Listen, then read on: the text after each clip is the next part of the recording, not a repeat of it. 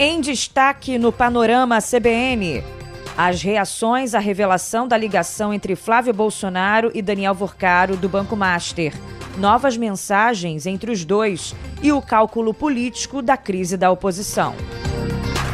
Você também vai saber que o Brasil tenta acelerar a resposta para tentar reverter o veto à exportação de produtos de origem animal pela União Europeia. PEC do fim da escala 6x1 é alvo de ofensiva para incluir outras mudanças trabalhistas. Textos devem ser votados até o fim do mês. Reunião de quase 2 horas entre Donald Trump e Xi Jinping teve alertas sobre riscos de conflito e acenos para cooperação. Panorama CBN. Oi, tudo bem? Eu sou Bianca Santos e esse é o Panorama CBN da manhã de quinta-feira, 14 de maio de 2026. Eu te conto em menos de meia hora o que de mais importante acontece no Brasil e no mundo. Vamos juntos! Começo contando que aliados do presidente Lula querem a cassação do mandato do senador Flávio Bolsonaro por causa do áudio em que ele cobra dinheiro do banqueiro Daniel Vorcaro. Vou falar mais sobre essa reação já, né? Mas, sem dúvida nenhuma, você deve estar sabendo que essa história repercutiu bastante. Leandro Gouveia contou no Panorama da Noite e eu trago aqui também para ficar todo mundo na mesma página. Bom, foi numa mensagem enviada ao dono do Banco Master que Flávio, pré-candidato do PL, disse que precisava concluir um filme sobre o pai, o ex-presidente Jair Bolsonaro. O senador tratou diretamente com Daniel Vorcaro de um repasse de 24 milhões de dólares, ou 134 milhões de reais. O dinheiro seria para financiar a produção Dark Horse, ou Azarão, numa tradução livre, que é sobre a vida do ex-presidente. Primeiro, o site The Intercept teve acesso a mensagens de WhatsApp, áudios, planilhas de pagamento e comprovantes bancários. Segundo a reportagem, os documentos indicam que o banqueiro chegou a liberar 10 milhões de dólares, ou 61 milhões de reais, entre fevereiro e maio de 2025 para financiar o projeto. No dia 8 de setembro de 2025, quando o Master já estava sendo investigado, Flávio Bolsonaro enviou um áudio pressionando Vorcaro. Irmão, preferi te mandar o áudio aqui para você ouvir com calma. Bom, aqui a gente está passando por um dos momentos mais difíceis da nossa vida, né? Não sei como é que vai ser daqui para frente, como é que isso tudo vai acabar, mas tá na mão de Deus aí. E você também, eu sei que você tá passando por um momento dificílimo aí também, essa confusão toda, né? Você sem saber exatamente como é que vai caminhar isso tudo. E apesar de você ter dado liberdade, Daniel, de a gente te cobrar, eu fico sem graça de ficar te cobrando, tá? Mas, enfim, não... é porque tá num momento muito decisivo aqui do filme. E como tem muita parcela para trás, cara, tá todo mundo tenso. E eu fico preocupado aqui com o efeito ao contrário do que a gente sonhou pro filme, né? Imagina a gente dando calote num Jim Caviezel, num Cyrus, os caras, renomadíssimos lá no cinema americano, mundial. Ia ser muito ruim, né? Todo efeito positivo que a gente tem certeza que vai vir com esse filme pode ter efeito elevado a -1 aí, cara. Então, se você puder me dar um toque, uma posição aí, Daniel, porque a gente precisa saber o que faz, cara, da vida, porque já tem muita conta para pagar esse mês e o mês seguinte também. E agora que é a reta final, que a gente não pode vacilar, não pode não honrar com os compromissos aqui, porque senão a gente perde tudo, cara. Tudo contrato, perde ator, perde diretor, perde equipe, perde tudo. Podemos dar um toque aí, irmão? Desculpa o áudio longo aí, tá? Um abração, fica com Deus, cara. Na resposta, Daniel Vorcaro pediu desculpas e prometeu resolver a situação até o dia seguinte. Em 22 de outubro, Flávio cobrou novamente, numa mensagem de texto, entre aspas, "Bom dia, meu irmão. Já estamos no 3º dia de gravação. Estamos no limite. Mais uma vez, com toda a liberdade que temos, se não der me fala que procuro urgente outro caminho." E Vorcaro responde, entre aspas, "Deixa comigo, irmão. Vou ver agora." Em seguida, os dois combinam um jantar na casa de Vorcaro. Flávio enviou a mensagem, entre aspas, "Topa jantar com Jim Caviezel e Cyrus em São Paulo no dia 2 de novembro? Totalmente reservado?" Vorcaro responde, entre aspas, "Topo, claro. Será onde? Quer fazer na minha casa?" Flávio concorda, entre aspas, "Pode ser na sua casa, sim. Acho até melhor." Vorcaro diz, entre aspas, "Boa, eu tinha uma viagem. vou me organizar aqui. E Flávio responde, abre aspas, fechado. Numa conversa no dia 15 de novembro, Flávio diz: fala, meu irmão, pode atender? Em outra mensagem, no dia 16 de novembro, um dia antes de Vorcaro ser preso pela primeira vez, Flávio escreveu ao banqueiro com uma nova cobrança sobre o dinheiro. Ele enviou 2 mensagens, detalhe de visualização única, que se apagam, logo após a leitura, e em seguida escreveu uma mensagem normal, entre aspas. Irmão, estou e estarei contigo sempre. Não tem meia conversa entre a gente. Só preciso que me dê uma luz. Abraços. Um dia após a mensagem de Flávio, Vorcaro foi preso enquanto tentava fugir do país por operar um esquema de fraude que gerou um rombo de 47 bilhões de reais ao Fundo Garantidor de Crédito. Vale dizer que o áudio e as mensagens constam do material que estava no celular de Daniel Vorcaro, investigado pela Polícia Federal.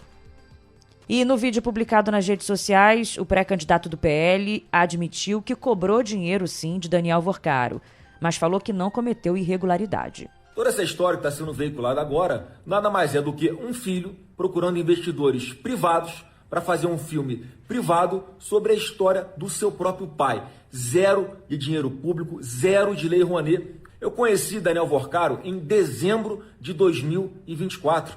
Não tinha mais governo Bolsonaro, não tinha absolutamente nenhuma acusação contra ele. O que acontece é que, com o passar do tempo, ele simplesmente parou de honrar com as parcelas do contrato. Sim, tinha um contrato que, ao ele não pagar essas parcelas, tinha uma grande chance de o filme sequer ser veiculado, do filme sequer ser concluído. Em função disso, inclusive, procuramos outros investidores para concluir esse filme. Curioso é que 6 horas antes de admitir a conexão com Daniel Vorcaro, o senador Flávio Bolsonaro disse que era tudo mentira. Senador, por que o filme do seu pai foi bancado pelo Vorcaro? Mentira, não assinei isso. É que a gente está fazendo uma reportagem que mostra mensagens do senhor pedindo dinheiro para o Vorcaro. Bom trabalho, militante, não dá. Bom, o publicitário Thiago Miranda confirmou que intermediou a negociação que levou Daniel Vorcaro a aportar mais de 60 milhões de reais no filme sobre a vida de Bolsonaro. Ele é dono da agência que contratou influenciadores para uma operação de marketing de guerrilha em favor do Master e contra a liquidação movida pelo Banco Central nas redes sociais. Lembra disso? Pois é, a mesma pessoa. Segundo a jornalista Malu Gaspar, da CBN do Jornal Globo, o empresário disse que o valor previsto para o filme seria maior, mas os repasses foram suspensos com a crise no Banco Master. Ontem à noite, o Intercept Brasil publicou novas mensagens do publicitário Thiago Miranda. Numa conversa enviada ao dono do Banco Master no dia 8 de dezembro de 2024, o publicitário diz, entre aspas, precisamos te encontrar, eu e o Flávio, sem falta. Em outra mensagem no mesmo dia, Thiago Miranda fala, Flávio está ciente de tudo. No dia 6 de fevereiro do ano passado, o publicitário escreve a Daniel Vorcaro o seguinte, um outro ponto sobre o filme, tá parado, não andou. Consegue liberar essa pauta com o Fabiano? Eles estão me cobrando. Fabiano Zettel, para você que não está ligando o nome à pessoa, é cunhado de Daniel Vorcaro e também está preso por causa da fraude no Banco Master. No dia 27 de março, seguindo, Thiago Miranda envia mais uma mensagem ao banqueiro. Flávio e Mário me pediram isso. Querem levar o presidente na sua casa para assistirem junto com você o documentário. Segundo a reportagem, Mário é o deputado Mário Frias, produtor executivo do longa sobre a trajetória de Bolsonaro. Aí o seguinte, contrariando a versão de Flávio, tanto Mário Frias quanto a produtora do filme, a Go Up Entertainment, informaram que o projeto não recebeu dinheiro do banqueiro Daniel Vorcaro, mesmo depois disso tudo vir à tona. Só que, numa mensagem de agradecimento enviada ao dono do Master no dia 22 de dezembro de 2024 ainda, Mário Frias escreveu o seguinte na época, entre aspas, irmão, esse filme é o grande milagre. Ele será capaz de tocar o coração de milhões de pessoas em todo o mundo. Muito obrigado. Mais um detalhe, esse aqui apurado pelo G1. A Entre Investimentos, a empresa que teria intermediado repasses de dinheiro entre o banqueiro Daniel Vorcaro e a produção do filme, recebeu 159 milhões de fundos investigados pela Polícia Federal por participarem da fraude do Banco Master. Os dados estão nos relatórios de inteligência financeira feitos pelo COAF sobre empresas ligadas ao banco e que tiveram algum tipo de relação com a Entre Investimentos e Participações. Reações políticas. Aliados do presidente Lula querem que o senador Flávio Bolsonaro seja investigado pela Polícia Federal.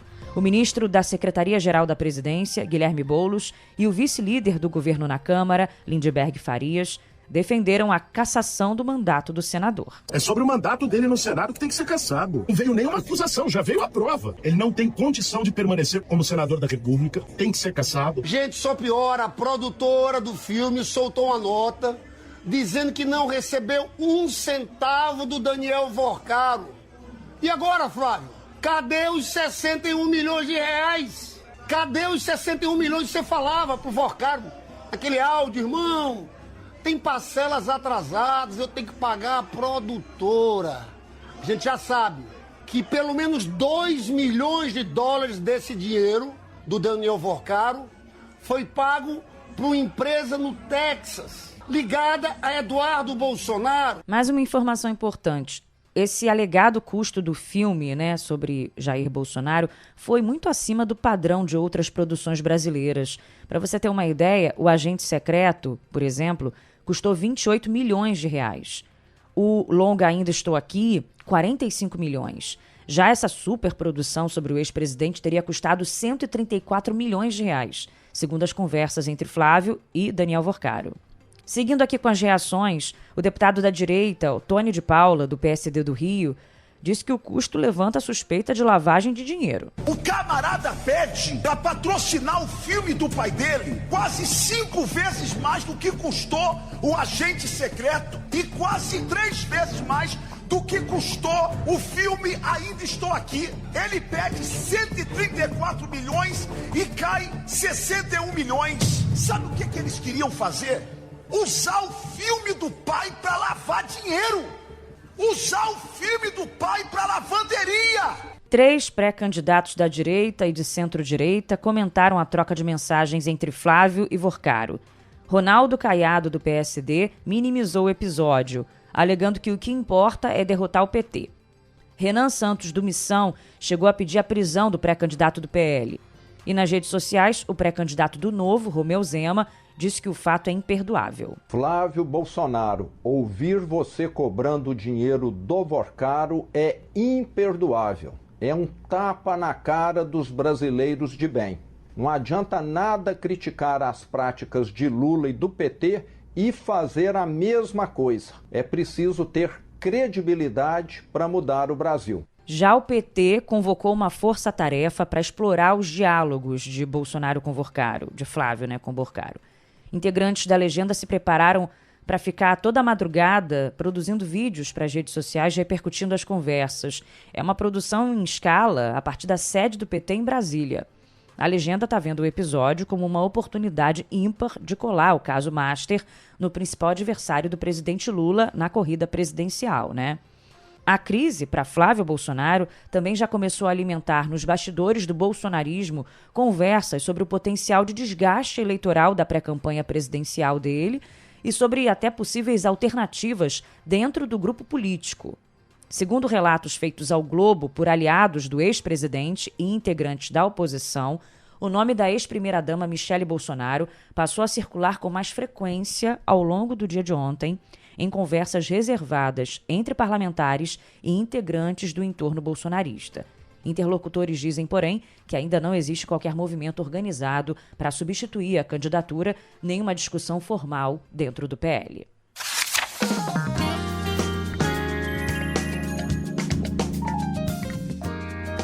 Bom, vamos mudar de assunto agora, falando de economia, apesar de ter também reação na economia, no mercado financeiro, Vamos acompanhar hoje como é que será essa reação a tudo que eu contei até aqui na economia. Mas um outro assunto dentro do noticiário econômico é o seguinte: o governo federal anunciou que vai subsidiar a gasolina importada ou produzida no Brasil por 2 meses. A medida busca conter os efeitos da guerra nos preços do petróleo e pode custar 6 bilhões de reais aos cofres públicos. O subsídio pode chegar a 89 centavos por litro da gasolina, tanto para o combustível nacional quanto para o importado. A medida provisória já está em vigor e foi enviada ao Congresso para aprovação. E aí é uma decisão anunciada um dia depois de a presidente da Petrobras, Magda Chambriard, dizer que está tratando de um aumento no preço da gasolina após a disparada do petróleo no mercado internacional por conta da guerra no Oriente Médio. Segundo o Ministério do Planejamento, a medida funciona como um sistema de cashback para as distribuidoras. A União pagará às empresas o valor correspondente aos tributos federais para evitar que a alta do barril seja repassada ao consumidor.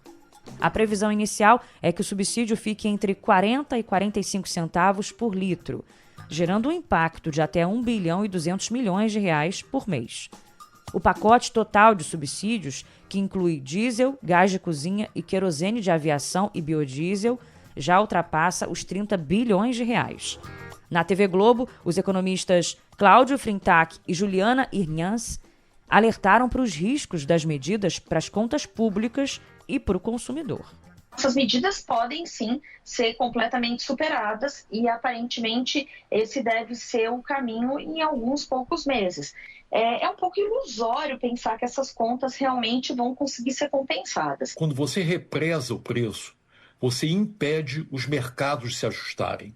Você impede os consumidores de ajustar seu padrão de consumo para os novos preços, para essa nova realidade. Então, nós continuamos gastando, talvez, em excesso em gasolina, diesel, quando, na realidade, você tem hoje uma situação muito diferente, muito mais adversa, globalmente, em termos de preço de energia. Então, você subsidiar, você impede que os consumidores, de fato, possam se ajustar. A equipe econômica diz que os custos das medidas devem ser compensados pelo aumento da arrecadação de dividendos, royalties e participação do petróleo no mercado internacional.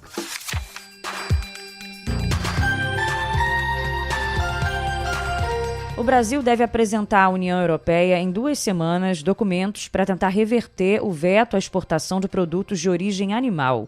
A intenção é comprovar que o país tem todas as condições de atender às novas exigências do bloco econômico. A expectativa é resolver o impasse bem antes do prazo final, que é dia 3 de setembro, para não dar margem para que pressões políticas atrapalhem o entendimento. Ontem, representantes do Brasil e da União Europeia se reuniram. Em Brasília, o secretário de Comércio e Relações Internacionais do Ministério da Agricultura, Luiz Rua, esteve com a embaixadora da União Europeia no Brasil.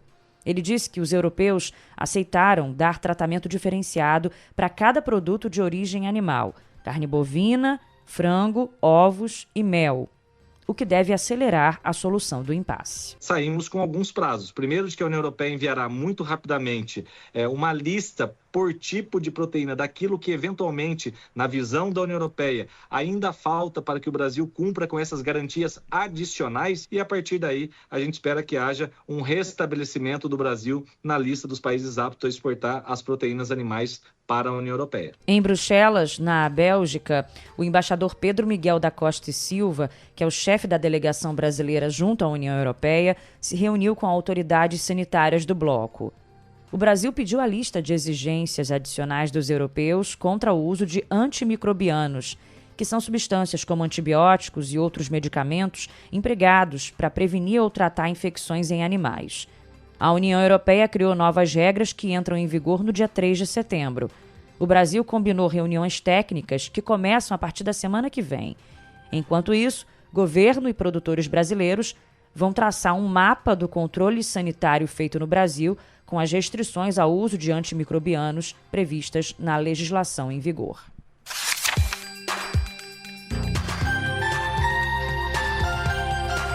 Página virada e falamos agora sobre o fim da escala 6x1. O presidente da Câmara, Hugo Mota, decidiu votar o projeto de lei enviado pelo governo sobre a redução da jornada de trabalho em paralelo com a PEC sobre o mesmo tema que tramita na casa. O deputado gravou um vídeo ao lado dos ministros de Relações Institucionais, José Guimarães, e do Trabalho, Luiz Marinho, em que diz que o encaminhamento da PEC será pela redução da jornada de trabalho de 44 horas para 40 horas, com 2 dias de descanso e sem redução salarial.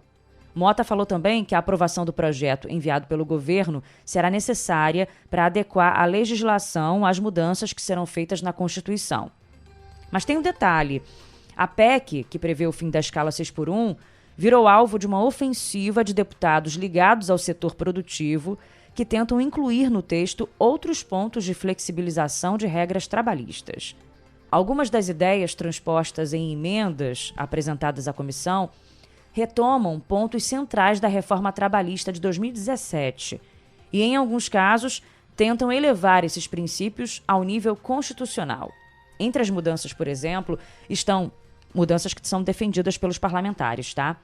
Estão o fortalecimento do negociado sobre o legislado, a limitação da atuação da Justiça do Trabalho, a blindagem de contratos via pessoa jurídica, ampliação do funcionamento do comércio em domingos e feriados e o estabelecimento de um regime formal de trabalho por hora. Integrantes da Frente Parlamentar do Empreendedorismo dizem também que a redução da jornada semanal de 44 para 40 horas precisaria vir acompanhada de compensações ao setor produtivo para reduzir impactos econômicos sobre as empresas, tema que tem causado a maior parte das polêmicas relacionadas ao texto. Bom, os dois textos devem ser votados pelo plenário da Câmara até o fim do mês e ainda haverá muita discussão até lá.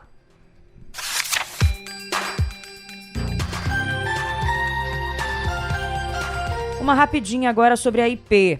A Anvisa informou que uma bactéria foi identificada em mais de 100 lotes de produtos da marca IP. Essa é a primeira vez em que o órgão regulador confirma a informação, porque até então a presença da bactéria havia sido declarada pela fabricante apenas. E a Anvisa adiou para sexta-feira o julgamento do recurso apresentado pela Química Amparo, fabricante dos produtos da IP, contra a resolução que determinou a suspensão da fabricação e o recolhimento dos itens contaminados.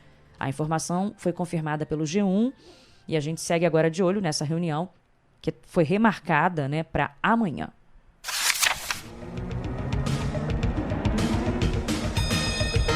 Noticiário internacional em destaque. Os presidentes da China, Xi Jinping, e dos Estados Unidos, Donald Trump, passaram mais de 2 horas reunidos hoje em um encontro histórico em Pequim. A reunião teve alertas sobre riscos de conflito entre os dois países e acenos para cooperação em vários setores. O encontro aconteceu no Grande Salão do Povo. Logo no início, Xi Jinping falou sobre a instabilidade internacional e disse que Estados Unidos e China têm mais interesses em comum do que diferenças. Donald Trump também adotou um tom positivo ao comentar a relação bilateral. O presidente americano classificou o encontro como uma honra e disse que acredita que os dois países terão um futuro fantástico. Mas o tom mudou após a reunião entre as duas delegações passar a portas fechadas. Xi Jinping alertou Trump para o risco de confronto caso a questão de Taiwan não seja conduzida de forma adequada. Segundo a agência estatal chinesa, Xinhua, o líder chinês disse que Taiwan é o tema mais importante na relação entre os dois países e falou que um erro na condução do assunto levaria a relação a uma situação muito perigosa, nas palavras dele. O aviso é uma resposta ao pacote de 11 bilhões de dólares em armas autorizado por Washington, que Pequim exige que seja cancelado. A China considera a ilha parte do território chinês, enquanto os Estados Unidos atuam para garantir a autonomia da região. Após o fim do encontro, Trump disse apenas que foi um ótimo momento, sem dar mais detalhes. O presidente retornou ao hotel onde está hospedado, sem fazer declarações à imprensa. Além de Taiwan, há um tema urgente também, que é a crise energética global. Trump pressiona a China para que use sua influência sobre Teherã para garantir a reabertura do Estreito de Hormuz. E tem mais. O republicano viajou acompanhado dos CEOs da Apple, Tim Cook, da Nvidia, Jensen Huang, e da Tesla, Elon Musk.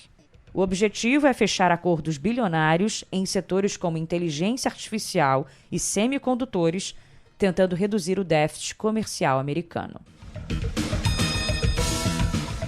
Ainda dentro do noticiário internacional, eu te conto que Líbano e Israel devem realizar 2 dias de conversas em Washington a partir de hoje, na tentativa de encerrar os mais recentes combates iniciados há 2 meses e para discutir o futuro das relações entre os dois países, que estão em guerra desde a criação de Israel, em 1948. Apesar do cessar-fogo mediado pelos Estados Unidos, Israel e o Hezbollah continuaram realizando ataques diários. Na guerra do leste europeu, a Rússia lançou um grande ataque de drones e mísseis contra Kiev na madrugada de hoje. Segundo autoridades locais, ao menos uma pessoa morreu e outras 31 ficaram feridas. A ofensiva aérea russa durou algumas horas e danificou prédios residenciais e a infraestrutura civil da capital da Ucrânia. O segundo turno das eleições que definem o próximo presidente do Peru será disputado entre o esquerdista Roberto Sanches e a direitista Keiko Fujimori. Com mais de 99% das urnas apuradas, o resultado foi considerado irreversível. Sanches obteve 12% dos votos, apenas 1/10 a mais do que o candidato de extrema-direita Rafael Lopes. Keiko teve 17,1%. O Vaticano ameaçou excomungar um grupo católico dissidente ligado à defesa da missa em latim, caso uma cerimônia de ordenação de bispos sem o devido consentimento do Papa Leão XIV seja realizada em julho. O grupo ultraconservador rejeita as mudanças introduzidas na Igreja Católica por meio de um concílio vaticano realizado na primeira metade dos anos 1960. Na ocasião, foi autorizada a realização de missas nos idiomas locais dos fiéis e não somente em latim. A excomunhão significa o rompimento completo com o Vaticano.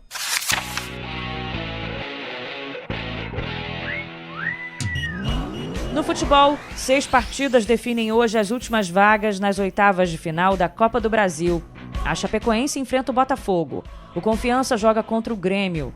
O Atlético Goianiense recebe o Atlético Paranaense. O Corinthians pega o Barra de Santa Catarina. O CRB enfrenta o Fortaleza e o Vitória encara o Flamengo.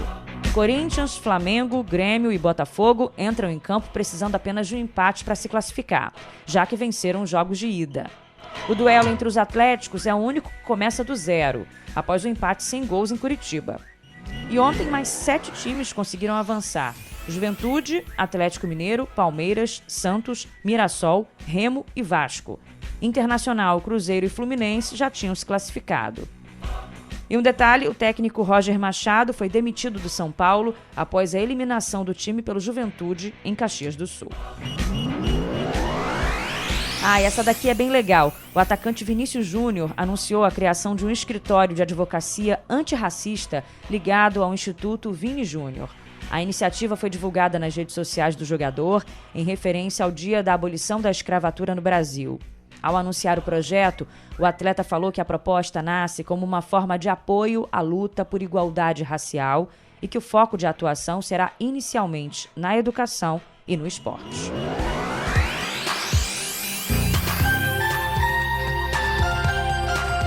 Ponto final no Panorama CBN da manhã de hoje. Comigo, Bianca Santos, nosso DJ Laerte Afonso e o editor Edmilson Fernandes. Você também faz parte desse time. Muito obrigada pela companhia. E não se esqueça do Panorama CBN da noite, com Leandro Gouveia. Não esquece de mandar música também para o nosso sextou musical. Pode ser lá pelo Instagram, biancasantos.bia, ou por e-mail, bianca.santos@cbn.com.br. Eu também dou sempre uma passadinha na quinta-feira, lá na caixinha de comentários do Spotify. Um beijo, tchau!